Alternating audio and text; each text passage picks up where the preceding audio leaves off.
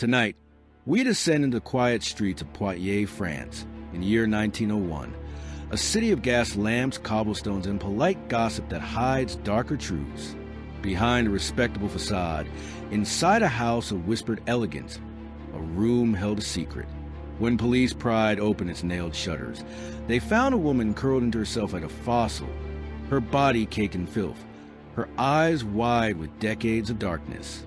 She had no visitors, no sunlight, no voice for 25 years.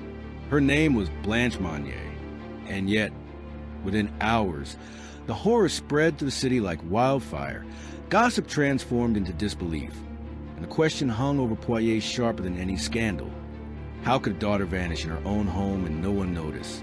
The authorities called it crime. The city called it monstrous. And more than a century later, we're still trying to understand how human cruelty could stay hidden in plain sight. They said the smell came first. Neighbors whispered of a rancid sweetness drifting from the Monnier estate in Poitiers, France, a smell that clung to the air like rot inside a sealed coffin. For weeks, officials brushed it off. Sewers, maybe, decay from the garden. Anything but what it really was. Then, on May 23rd, 1901, police pushed open the shutters of an upstairs room, breaking through layers of filth, dust, and nail boards. And there she was, a woman, naked, filthy, her skeletal body curled into itself like a fossil, her hair matted into ropes of filth, her skin caked with feces, food scraps, and the crawling shadows of vermin. She was chained to a bed. Her eyes, those ruined, watery eyes, squinted against the sunlight because she hadn't seen daylight in 25 years. 25 years. Blanche Monnier had been entombed by her own mother, not in a crypt, not in a grave, but in her very own childhood bedroom. Sealed away while the world marched on without her. Nations rose and fell. The electric lights came to France. People died, were born, married, celebrated, suffered, and Blanche stayed there, rotting alive in the dark. The officials could hardly breathe through the stench. A policeman covered his mouth with a handkerchief as he stumbled forward. The statement he gave later reads like something pulled from a gothic novel. The unfortunate woman was lying completely naked on a rotten straw mattress. Around her formed a crust made of excrement, fragments of meat, vegetables, fish, and rotten bread. We also saw oyster shells and bugs running across Mademoiselle Monnier's bed. Blanche was 52 years old when they freed her. She'd gone into that room as a young, vibrant woman in her 20s, a woman with suitors, with laughter, with the scent of perfume. She came out of ghosts and living flesh, skin stretched over bone, teeth broken, her voice a croak. And here's the part that gnaws at the human brain. Everyone in that city knew the Monniers, a wealthy, respectable family. They hosted soirees, they wore fine clothes, they sent donations to poor. Madame Monnier was given awards for her contributions to the community. And all the while, upstairs, her daughter screamed in the dark, while neighbors applauded the woman who silenced her. How do you hide a prisoner in plain sight for 25 years? How do you eat dinner, host friends, and walk past a locked door that hides a secret more grotesque than any novel could invent? The answer is both simple and unbearable. You just pretend. Blanche Monnier wasn't just a victim of her mother's cruelty. She was a victim of silence, of a community that noticed the stench and looked away, of a society that worshipped reputation over reality, of a world that allows cruelty to bloom as long as it's behind nice curtains. This isn't a horror story. This happened. France, the late 19th century, a country that loved appearances as much as it loathed scandal. Imagine it.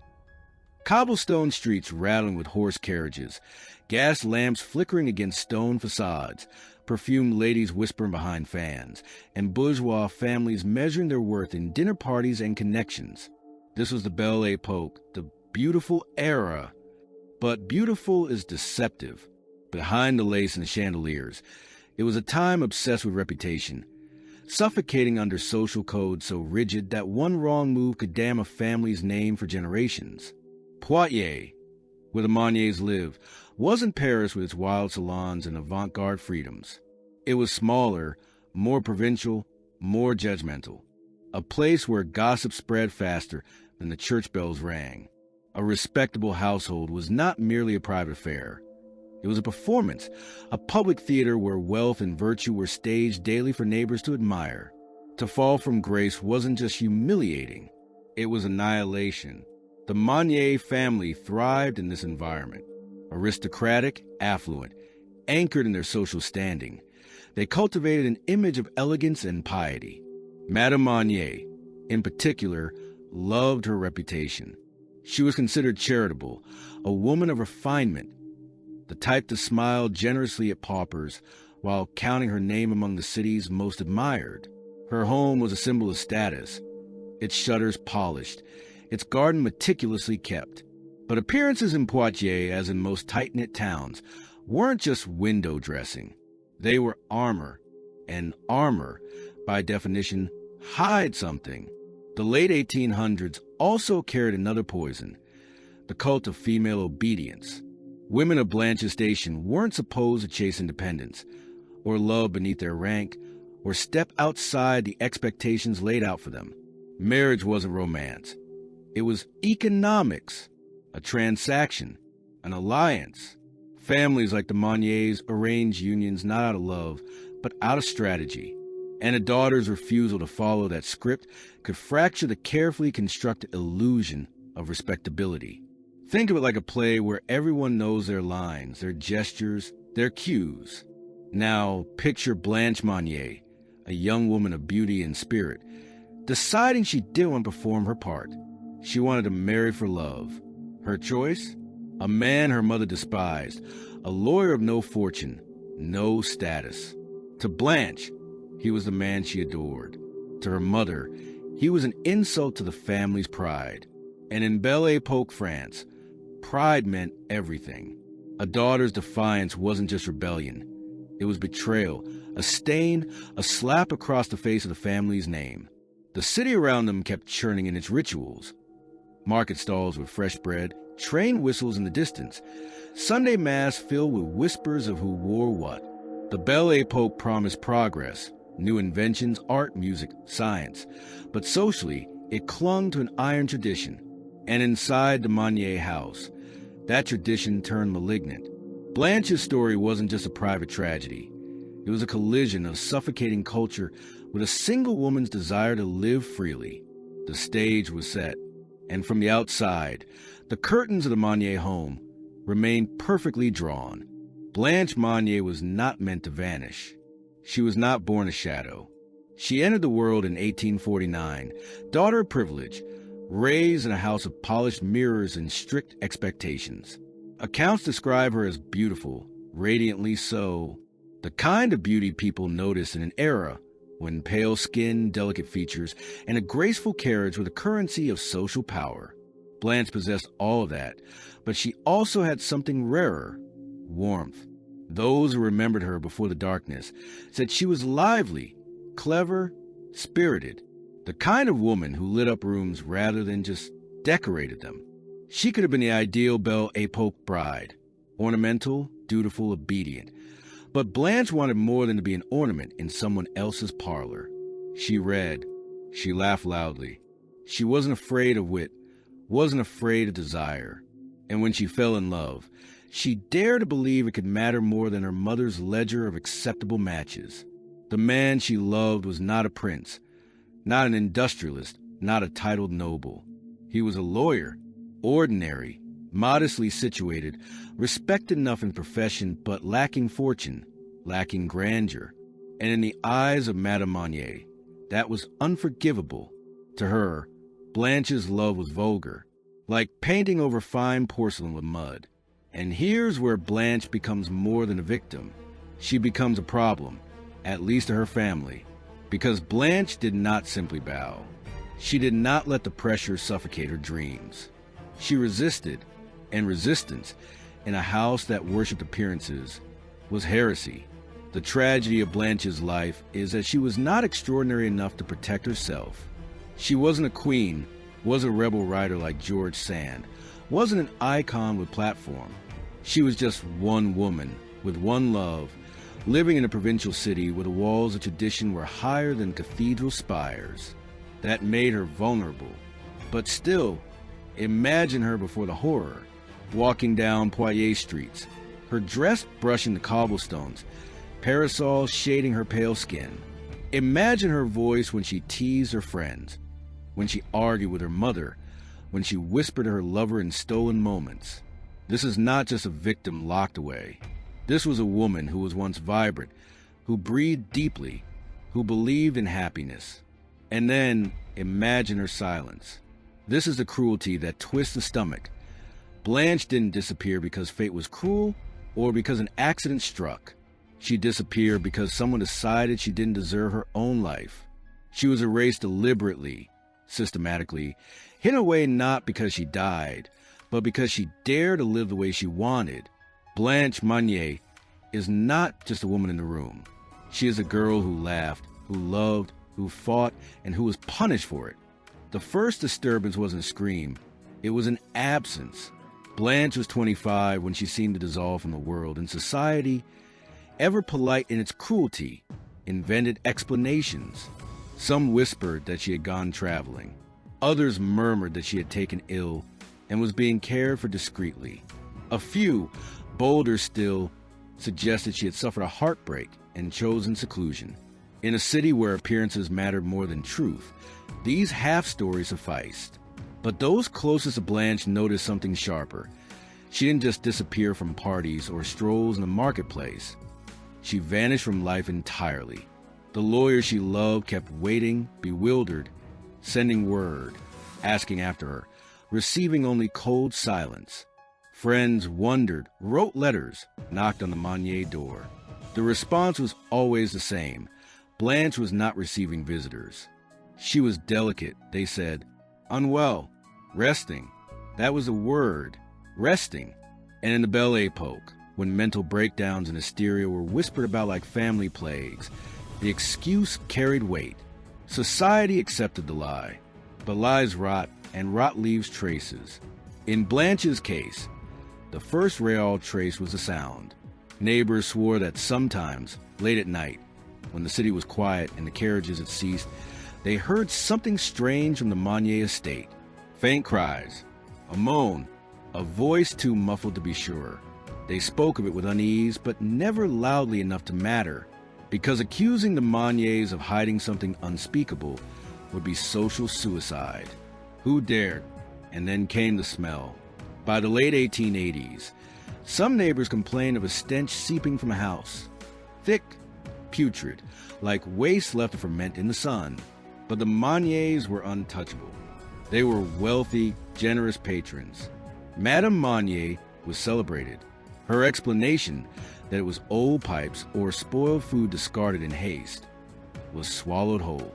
But imagine Blanche in that moment, inside. Each sound she made, each attempt at reaching the outside world, drowned beneath the suffocating weight of her mother's reputation. Every voice in town became her jailer, because no one asked the right question out loud.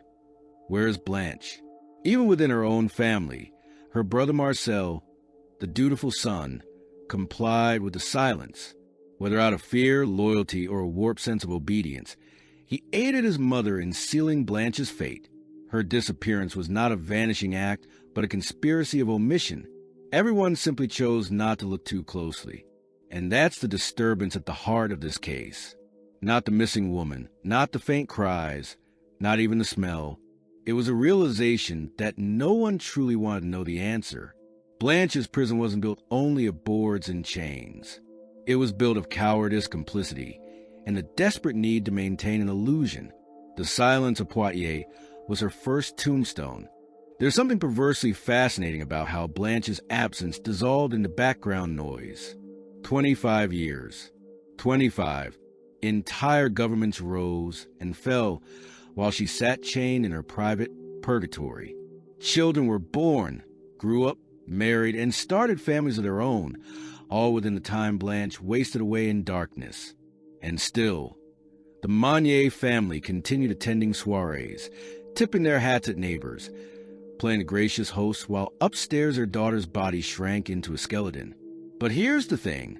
Secrets as rancid don't stay buried forever. Whispers thickened. People started to ask, too softly at first, why Blanche's suitor never married her. Why no letter or word ever surfaced. The stench that lingered around the house wasn't just physical, it was metaphorical. Rumor itself became a smell that people couldn't quite ignore. And then came the anonymous letter.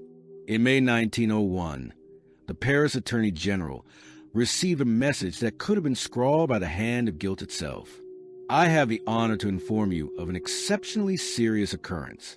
I speak of a spinster who was locked up in Madame Monnier's house, half-starved and living on putrid litter for the past 25 years. In a word, in her own filth. No signature, no explanation, just the accusation, dropped like a match into a room soaked with gasoline. What's eerie isn't only the letter, it's the silence before it. For decades, no one in Poitiers dared speak truth to power. But suddenly someone did. Someone knew or had heard enough, or simply couldn't tolerate the lie anymore. That single letter shattered the illusion, ripped a hole in the curtain the Monniers had so carefully drawn. The police, perhaps reluctantly, investigated. They knocked on the Grand Monnier door, expecting what? A misunderstanding? A cruel joke? And yet, when they pried open the nailed boards of Blanche's shuttered room, the smell was so overpowering they nearly staggered backward.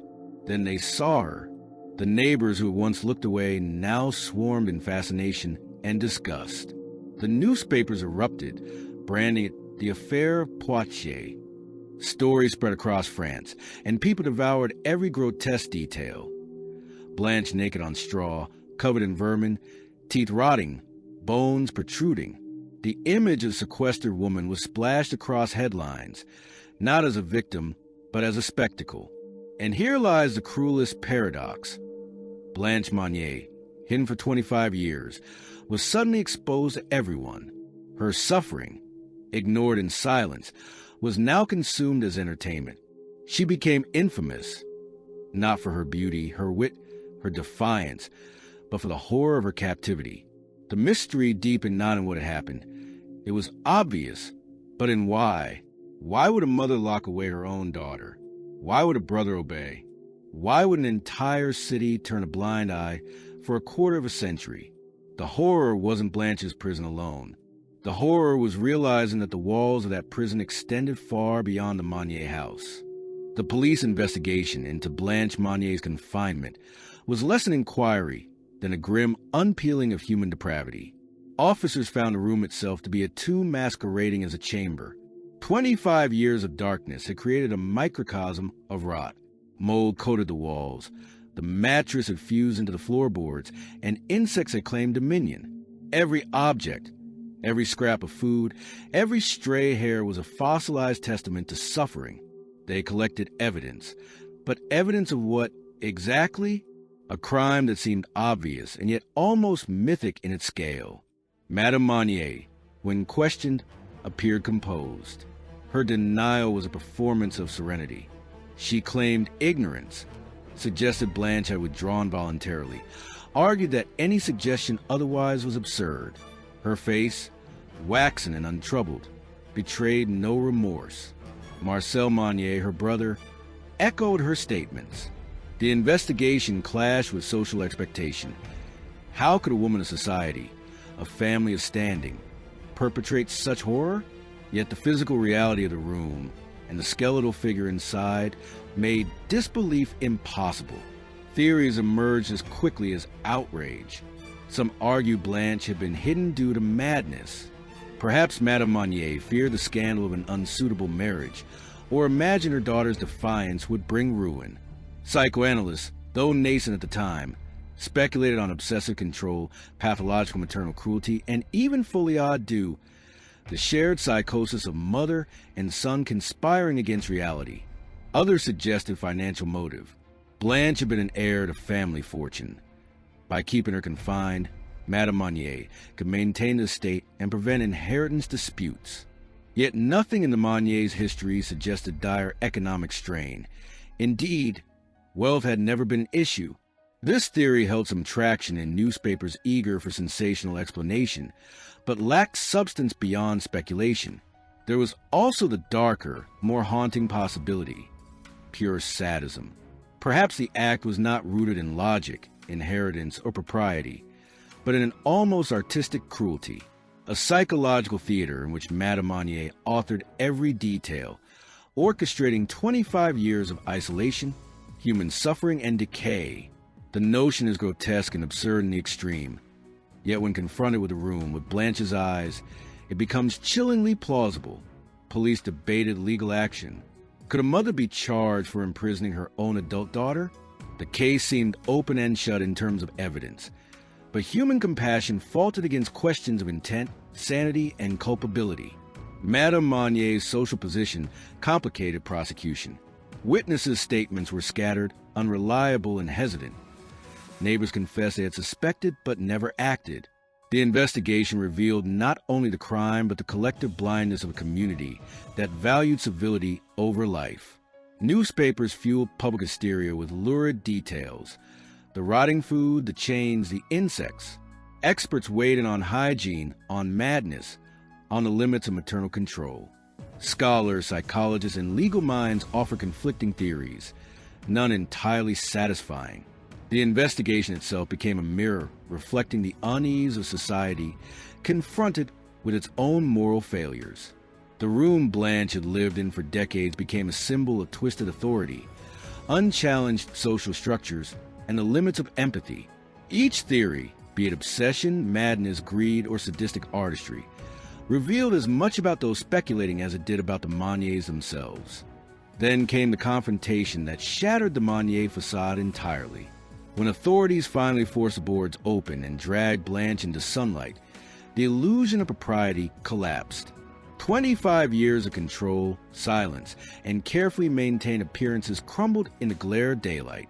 Witnesses described Madame Monnier's reaction: not horror, not despair, but a terrifying composure, as if she had only just realized the world had caught up with her theater of cruelty.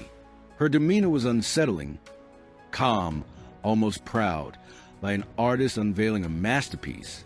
Blanche herself, frail and trembling, did not speak at first. Her mind, starved of sunlight, human contact, and conversation, had receded into itself.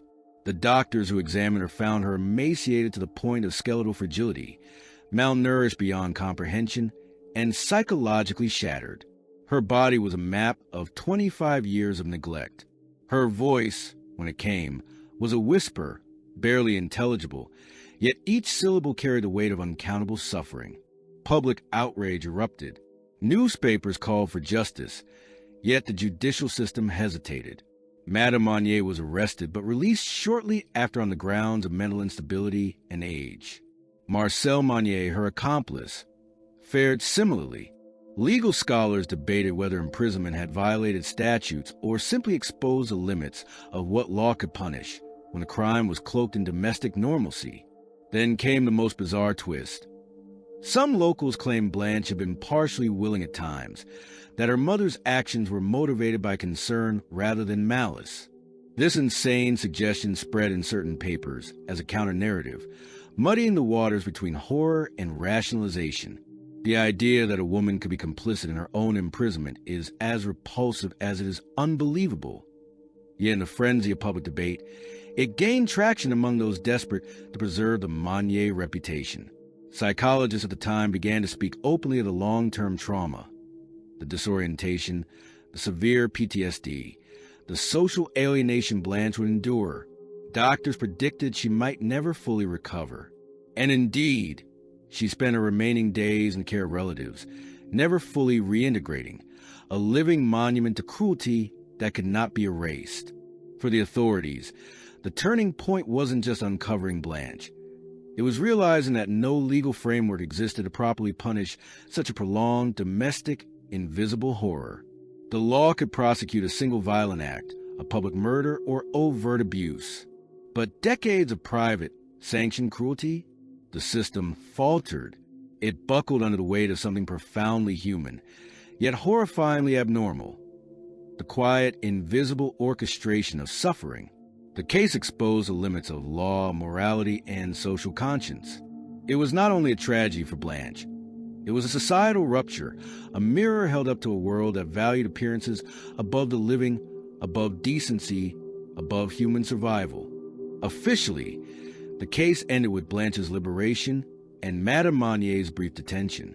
Marcel was similarly questioned but released, and the family's wealth remained largely intact. There was no trial that truly addressed the enormity of the crime, no punishment commensurate with 25 years of confinement. The authorities seemed almost embarrassed by the grotesque scale, as if acknowledging it too fully would force them to confront the uncomfortable truth. Society had failed her long before the boards and chains did. Blanche spent her remaining years under the care of a cousin. She lived quietly, never marrying, rarely leaving her room. Newspapers followed her with voyeuristic fascination, detailing her frail health, her emaciated frame, her haunted eyes. And yet, despite the exposure, we are left with questions that gnaw at reason. How could neighbors, family, and friends ignore the smell, the absence, the cries? How did no one break the spell of silence for a quarter century? What did Madame Monnier think each day while her daughter starved? Did she ever feel guilt, or had she rationalized her actions into an artful exercise of control? Psychologists today might say that Blanche's trauma was unsurvivable, yet she did survive. But surviving is not the same as living. She became a relic, a living ghost of cruelty made flesh. And we must ask ourselves, if a family of influence and standing can imprison a woman for decades with impunity, what does that say about human complicity, about society's willingness to ignore injustice when it is inconvenient or stinks too badly to confront? The case is officially closed, but the moral ambiguity lingers. There is no neat justice here. Blanche was rescued, yes, but the law failed to punish those who orchestrated her suffering. The city of Poitiers eventually moved on, but the story remains a cautionary tale. Sometimes the most monstrous horrors occur not in secret, but in broad daylight, right under the noses of society that refuses to see. Even the act of writing about her life feels like trespassing into an abyss, a gaze into something profoundly wrong and humanly possible. And yet, the question echoes, how many other Blanches exist, locked away by silence, by fear, by societal expectation? How many are never freed, never written about, never noticed? Blanche Monnier's story didn't vanish with her death in 1913. It lingered in the collective imagination, a grotesque emblem of what happens when cruelty collides with complacency. Writer, journalists, and psychologists dissected the case for decades, framing it as both a warning and a spectacle. Her life became shorthand for maternal obsession run amok, for the dangers of rigid social codes, and for the quiet horrors that can thrive when people choose not to act. The Monnier family, meanwhile, faded from public attention, their reputation permanently tarnished but largely untouched in legal terms. They became a cautionary footnote in French social history, a reminder that wealth and status can shield the guilty, even from public outrage. Yet the story of Blanche itself sparked discussions about mental health, the treatment of women, and the consequences of absolute control. The concept of imprisonment without evidence, a crime of omission rather than overt violence, gained attention in psychological and legal circles. Artists and writers were drawn to her case. 2. The image of a woman trapped in darkness for a quarter century, emerging gaunt, trembling, and broken, became almost mythical, a narrative echoing Poe, Dostoevsky, and Gothic fiction. Some works dramatize her ordeal, while others use her story as a lens through which to explore broader societal failures. Patriarchy, obsession, moral blindness. Blanche's legacy is thus dual. Horror as historical fact, and horror as a mirror held up to human indifference. Psychologists studying trauma reference her as an extreme case of prolonged captivity and isolation. 25 years without sunlight, minimal human interaction, and chronic neglect left her mind fragile, her social and emotional faculties decimated. Blanche is cited not only as a historical curiosity, but as a profound example of the human cost of control, fear, and societal complicity. Her survival, her literal emergence from the room, teaches both despair and resilience, a haunting duality that lingers in academic and cultural discourse alike. Even today, tours of Poitiers and discussions in French media revisit the Monnier house, recounting the smell, the chains, the insects, and the rotting straw. It has become part of a morbid folklore, a cautionary tale of what can occur when obsession overrides empathy, when reputation eclipses humanity, when neighbors, witnesses, and family alike choose silence over action. Blanche Monnier didn't just endure horror. She became an enduring symbol of it, etched into collective memory as a grotesque reminder of human cruelty's quiet, insidious persistence. And yet, after all is said, after the chains were removed and the rotting mattress burned away, the most haunting image is not Blanche's skeletal form. It's the darkness she survived, and the world that let her rot there. Imagine it, a woman alive, conscious, screaming in vain for 25 years, and every person around her, each with a window to the truth, opting for convenience, politeness, and fear over intervention. That's the real horror, not the filth, not the vermin, not the twisted maternal obsession. The true terror is the ordinary cruelty of human inaction. Blanche's story lingers as a moral riddle. How many modern Blanches are hidden in closets of neglect, in institutions, in homes where fear, shame, or obsession suffocates the innocent?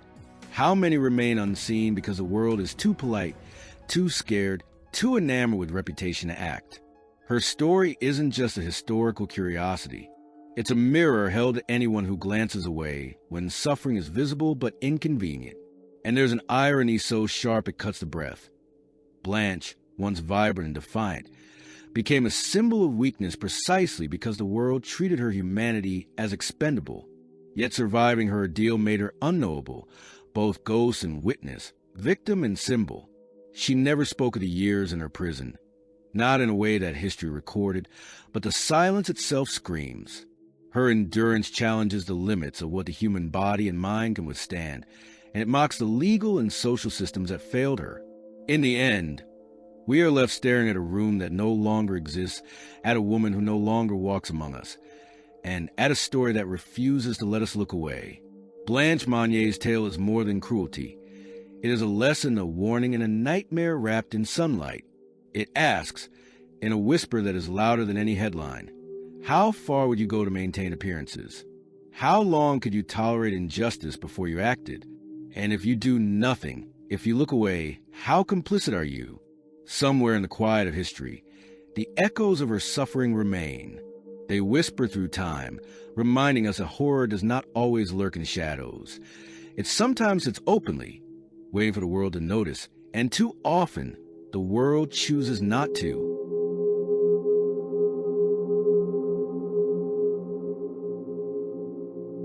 Hello, everyone, and thank you so much for listening. As usual, please leave any comments or feedback you may have, and I hope to see you all again in the next case.